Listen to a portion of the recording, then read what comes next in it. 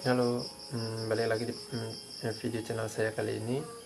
Untuk kali ini saya akan membuat video tentang, ini ada kolom komentar dari Tiara ya, yaitu tentang cara merakit alarm tapi masih menggunakan klakson bawaan asli. Selanjutnya, ini saya anggap ini sebagai bel bawaan asli mobil. Yang terpasang itu, kalau untuk di mobil itu yang plus.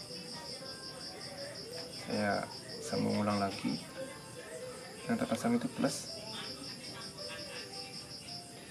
Nah, ini anggap aja logikanya kayak gini. Kalau kita tekan bel di setir, ini dia. Orang setir itu main-main dia. Nah, ini center bukan? Nah, nyala dia. Sekarang untuk relaynya, di sini relay itu dia ada keterangannya. Yang ini itu 30 plus. Habis itu 85 ground, 86 saklar dan 87 output. Oke. Saya colokin. Itu ini 30. Ini 85. Nah,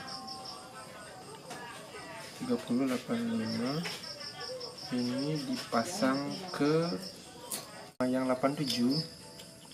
Yang 87 itu dia ke sini, ke kabel ground di yang hubungannya ke setir ya, tapi ini saya aplikasikan menggunakan lampu. Nah, 30 nya itu dia ke ground langsung. Habis itu ini 86 saya hubungkan ke output dari sirine. Ini output dari sirine. Selanjutnya 85 saya hubungkan ke ground langsung. Ini sudah saya rangkai. Cara menghidupkan klakson asli bawaan mobil menggunakan alarm universal, dan saya tambahkan di sini ada relay ya. Nah, saya akan coba. Nah, ini ada, ini dia posisi kunci, ini posisi buka. Biasanya kalau posisi kunci itu dia nyalanya sekali, habis itu yang kedua posisi buka nyalanya 2 kali. Nah, saya akan coba ya. Ini posisi kunci. Nah, nyalanya dia sekali. Ini posisi buka. Nah, dia nyalanya sekali. Nah, ini yang saya rangkai di cara kerja output dari alarm ini menggunakan relay dan juga menggunakan bel dari asli bawaan mobil. Itu saja video dari saya tentang cara